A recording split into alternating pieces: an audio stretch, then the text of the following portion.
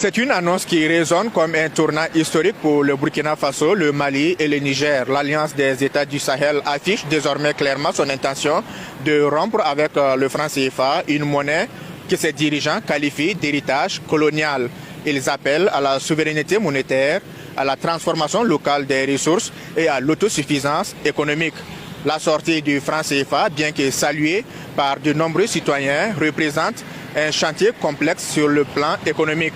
Créer une nouvelle monnaie, bâtir une banque centrale autonome, garantir la stabilité financière, autant d'enjeux techniques qui exigent une planification rigoureuse et des choix stratégiques cohérents. Ça y va de notre indépendance économique parce que tant que votre monnaie n'est pas une monnaie souveraine, tant que ce sont les autres qui battent votre monnaie pour vous, donc vous ne pouvez pas maîtriser le système monétaire, comment ça se passe, vous ne pouvez pas maîtriser. Et même la valeur de la monnaie, ce n'est pas vous qui décidez, ce sont les autres qui décident pour vous. Comme je l'ai dit, je ne suis pas expert dans le domaine, je n'ai pas beaucoup de connaissances techniques, mais tout ce que je sais est que de façon logique, si vous voulez être souverain, vous devez avoir une monnaie souveraine. L'annonce de cette sortie imminente du franc CFA a immédiatement suscité des réactions dans la rue.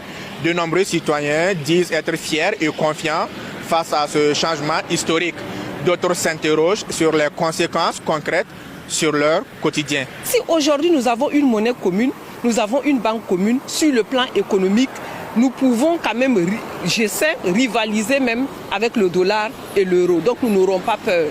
Donc ce n'est même pas une question, c'est une nécessité, c'est quelque chose qu'il faut réellement pour ces trois pays. Vous savez, la souveraineté totale d'un pays, j'ai toujours dit à maintes reprises, il y a trois étapes, trois sortes d'indépendance qu'un État doit avoir pour parler de la souveraineté.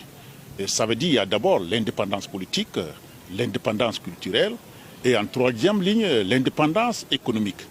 Donc on ne peut pas parler de la souveraineté tant qu'on n'est pas indépendant économiquement. Avec déjà le franc CFA, la difficulté que nous avons à financer notre économie nationale, la disponibilité des billets de banque pour instrumentaliser notre économie, on voit à quel point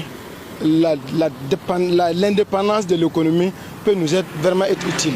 Donc si aujourd'hui nous avons notre monnaie, ça veut dire que nous allons vraiment financer notre développement intérieur, qu'on appelle développement endogène.